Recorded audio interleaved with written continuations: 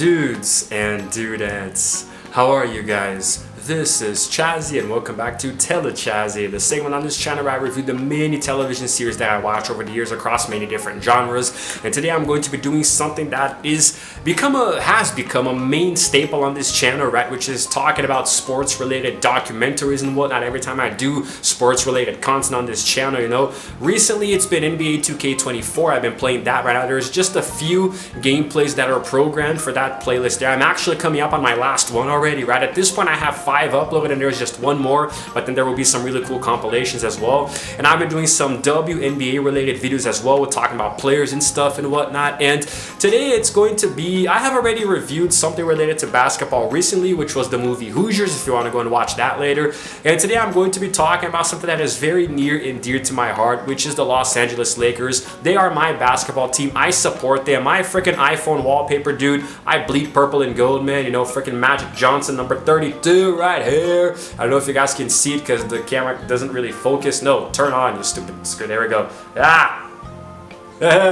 All right, so I'm going to be reviewing something that's very related to the Lakers because it is a true docu-series and I love it so much. It's called Legacy, the true story of the LA Lakers. That's a very long time about it. Did that even fit down here?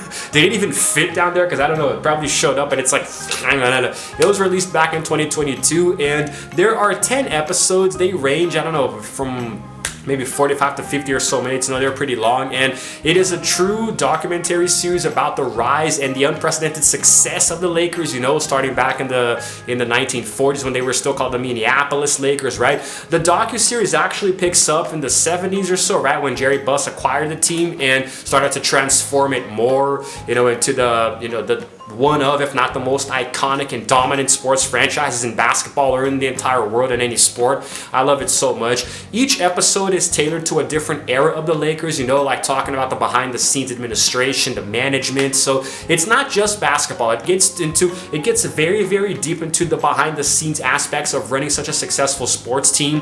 You know, the players, you know, we see from the different eras, their success, you know, their streaks and the legendary players that we would come to know, to be associated with them, you know. What is going on with me today? I'm so tired. I haven't been sleeping. My brain is going a little bit off the rails here.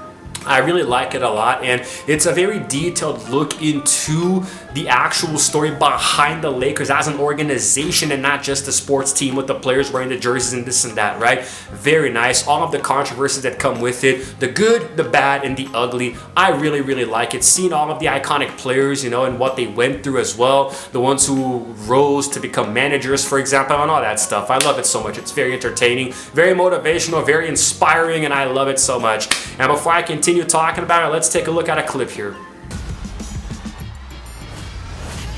Jerry Buss has taken a big bite out of the sports scene. What Jerry Buss did in his first year owning the Lakers is incredible. The Lakers are the world champions. You're a rookie, I'm a rookie, and we won the NBA championship. My dad, he just wanted to make his mark. Now, what I'm going to give you guys is a little play-by-play of sorts after that awesome clip there to tell you a little bit of what happens in each episode. Episode 1, it starts off when real estate mogul Jerry Buss buys the Lakers in 1979, immediately drafting Magic Johnson to play alongside Kareem Abdul-Jabbar, their superstar, you know, fresh from the Milwaukee Bucks. And at first, you know, there are some dramatic setbacks, some shocking turns, but he brings his kids, all of his children, into the family business as well. Each one of them working in a different sector, managing different parts of it, you know. So the team starts to captivate LA, gets a lot of fans, starts finding success, you know. Later on, Johnson, you know, Magic wants to be traded, so that completely shocks the media. They gotta do damage control, this and that. So they bring in a new coach and some new vital key players who cement the Showtime era, you know. Showtime freaking Lakers, man, as the kids start to juggle more responsibilities now. So now, at one point, the eldest Buss son quits the family business, which does shock Dr. Buss. So now he's like, you know, he comes from a very humble beginning, you know, a broken home. He's very self-made, so it's kind of, you know, disappointment to him, you know. But then later the team gets back on track despite losing their legendary streak, you know. At this point they had already won a few championships, and then Kareem retires, being the highest scorer in NBA history at one point. So, you know, there's some doubts about the team's future. Like the best player in the league, you know, quit. So there's no more Showtime Lakers now. As their kids start to pull away, you know, from the family business and life, you know, they go do their other things. The new coach, Pat Riley, gets too distracted by fame, you know. It's kind of annoying, to be honest, you know, but that's just how life works. Then later, halfway through the series, we get to this new dawn of gangsta rap, you know, in like the late 90s, early 2000s, where players like Allen Iverson sparked this whole new wave of dressing like gangsters, you know, like rap videos and whatnot. But he was a very greedy point guard who gives a lot of trouble, you know, to everybody. And also, you know, later on as time goes by, we see Kobe Bryant, you know, we see Shaquille O'Neal, that little unbeatable dynasty there of the Lakers in the early 2000s, you know. So got to rebuild the team. And then now, as it keeps going on, expectations build when a new star comes to Hollywood, you know. Now we have now it's Kobe Bryant emerging as a teenage rookie, you know, fresh out of high school. So he's a little arrogant and crass. We get to see a lot of his development as well. So the family business starts to grow more and more. The kids all get promoted, right? So business and family become more intertwined. And now we finally have the most iconic coach, which is Phil Jackson, emerging, who starts dating Jeannie, who's, you know, one of the bus kids who takes over the business at one point. So it's a conflict of interest. You know, major front office change, you know, starts to threaten the team. You know, there's a lot of issues behind the scenes, right? So with players, with you know, management, and even the fans. So it's very controversial, but I really like it a lot, you know. So now there are tensions in the Buss family as well. So there's also a lot of off-court drama with the Lakers. So now there's a new episode 8 takes us into this new, more refined lineup, you know, where now there's a whole lot of a new array of players coming together to do stuff and whatnot. So yes, and then they just keep going. And then Kobe already at this point is shooting for the record books, you know, trying to do his thing, you know, but they really need to win another title. This was when the Lakers three-peated, you know, in the early 2000s. They won 3 titles in a row, but the dynasty quickly ended after Shaq left, you know. So now towards the end, we have Dr. Buss, much older now, trying to cement his legacy with the Lakers, you know, while actually wanting another historic title, you know. But there's a lot of dysfunction on and off the court. We see that a lot in spades, you know. And there's also, at one point, Dr. Buss does pass away, you know, and it's a very hard blow for the family and the franchise itself. Everybody goes into disarray. And episode 10 now, at one point, we do see a lot of how the death of Kobe Bryant affects the team as well, even though he was already retired for 4 years at that point. So Jeannie now encounters a payable in her personal and professional lives. You know, she tries to really balance running the business and her family as well. So, you know, business and personal life coming together in a way that's very, very stressful for her. She tries to find equilibrium, and then of course 2020 COVID hits, right? So now we're already at the era, you know, of the LeBron James, Anthony Davis, you know. We come to a place now where the Lakers have looked back on their huge history and how far they've come and what they mean to basketball as a whole. So the final episode ties a very neat little bow on everything that we've watched up until this point. That's why I love it so much. It's very detailed. There are so many different, you know, aspects to it that I think are very, very enjoyable to watch. So honestly, I mean, it's really worth your time, even if you're not a fan of the Lakers, right? Which I happen to be. I freaking bleed purple and gold, baby. It's freaking awesome. I'm gonna talk about more, but before that, let's see another clip here from Legacy. It was a huge hit. It was like the Roman Empire. The Lakers are the team of the 80s. And that's just a fact. But all things that are great one day come to an end. Because of the HIV virus, I will have to retire. What is Lakers basketball without Magic Johnson? After Showtime, we had to try to create our own identity.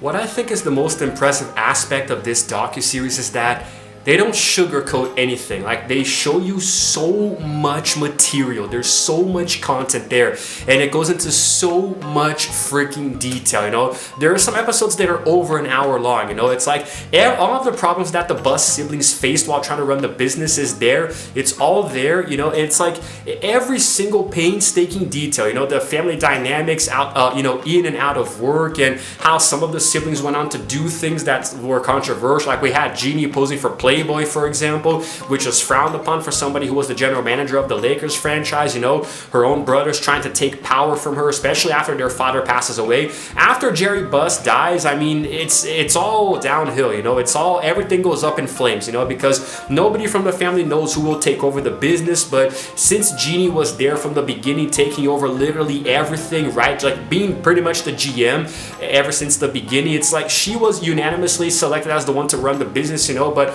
her brothers being a little misogynistic, they thought that they deserved, you know, a bigger piece of it. So like, it's very interesting seeing how this plays out and how it ultimately affects the franchise on the court as well, you know, because you can't deny that what happens in the front office happens with the players as well. Sometimes players don't get along with the managers or the coaches, or vice versa. Sometimes the coaches don't get along with the managers, you know, so it's a whole balanced system that has to be, it's like a puzzle that has to all be put into place, you know, everything has to fit exactly in its place or else everything falls apart. So, and when we're talking about a team like the Lakers, man, you know, I mean, they are expected to win, right? So they have, well, at the moment right now, they have 17 NBA championships, right? And recently the Celtics unfortunately passed them, but they are still one of the biggest franchises in the game because some of the greatest players in history have played for the Lakers, you know? So like in no particular order, we have George Mikan back in the day, we have freaking Jerry West, no, there is Magic Johnson, Kareem Abdul-Jabbar, then there was Kobe and Shaquille O'Neal, you know, now we have LeBron, and there were a few others as well, but like, it's like, if, Will Chamberlain, of course, you know, and it's like there are so many players. It's almost like playing for the Lakers makes you a better player and makes you go down in history, you know, so there's a lot of pressure. The more you win, the more pressure you face not to lose, right? It's the same thing with the New England Patriots in their own sport, right? The NFL. At one point, they were winning Super Bowls, not even for the sake of winning, but for the relief of not losing, you know? And that's what it is with a team like the Lakers. So going through this docuseries, each episode taking you behind the scenes of something different and how it ultimately affects everybody, even the fans, it's nuts. It's such a detailed deep dive, and I love it so much, and nothing feels forced. The pacing is very, very good. And even something like the passing of a beloved player like Kobe back in 2020, you know, that was something that really just messed everybody up, you know, the current players, the former players, the management, the fans, right, the sports in general. So it's like, it's crazy, man. And seeing how there was the Black Lives Matter movement and how it affected the team as well, how they were playing against racism when they won that championship in 2020 in the bubble, you know, with COVID. So there's so many different layers to it. It's ridiculous, and I cannot recommend this docuseries enough, you know, whether or not you're a fan of the Lakers. So to taking the personal lives of all of the management involved and other people as well, and how that connects to the teams, right? So it's just so insane, man. I could talk about this docuseries all day, honestly. But before I continue talking about it, let's take a look at another clip here from it. Shaq was going to turn the franchise around. You can trade your whole team, and this guy's worth it. Once we got Kobe on the team, all hell broke loose. Kobe made the choice to go it alone. It should be my team. Follow me. I am that killer snake. Relax, I'm still in charge.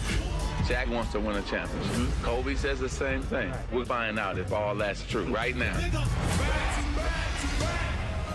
Everything is very grounded and real. It's nuanced and very, very real, right? The relationship between the family members that goes from, you know, passive aggressive to active aggressive, you know, and the pressure of each one of them, how some of them leave it completely. They can't freaking take it. And everything that encompasses a sports franchise is a lot more than the front office itself, you know? It's management, it's the players, it's the fans, it's the merchandise, it's, you know, the television broadcasting, you know, so it's the marketing.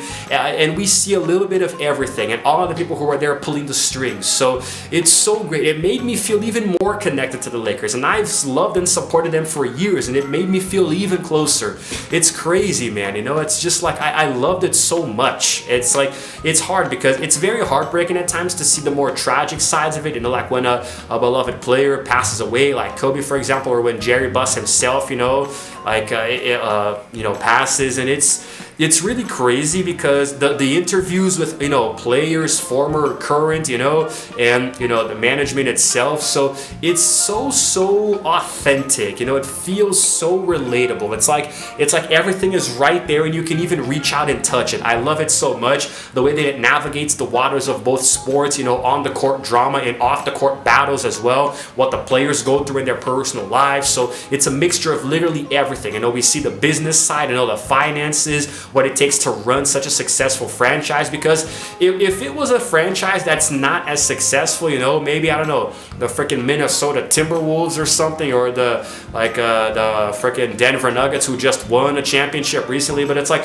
if you look at teams like that and compare them with the Lakers, they have not had the same amount of success, you know, and their fans could be passionate, sure, but it's hard when your team doesn't find a lot of success within its sport, you know, no rings to show for it, no star players. So like, a documentary about a team like this shows you how difficult it is, right? You as a fan, as a Lakers fan, you're like, okay, yeah, I'm gonna support my team, we're gonna go out and win and this, yeah, I'm gonna celebrate the championship, but sometimes it's easy to forget what makes our team be so successful and so beloved by us and all of the other fans, right? So I think that legacy, the true story of the LA Lakers, really takes this to a very fine conclusion. There's nothing bad about it. I learned so much watching this docuseries, right? And it gave me inspiration to go out and research even more into other stuff, you know, so I really liked it a lot. And if I were to give it a rating, it would of course be a 10 out of 10, you know, that's what I would have to say for it. And I really wanted to talk about this docuseries. Maybe things didn't come out very well because I'm tired, I'm exhausted, I've been working too much lately and running on fumes, honestly, so I don't really know what's gonna happen to my YouTube channel. I'm just trying to get to my next landmark, you know, my I believe it'll be my 1300th video, so I can take a little mini vacation because it's been really draining on me lately. But I hope you guys enjoyed this video here.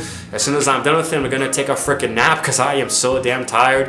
And if you guys happen to like it, please go ahead and give it a like and also subscribe to my channel because I release videos every single day. And while you're at it, hit the notification bell too, so you can know exactly what time I upload. And it's all good, guys. It is all freaking good.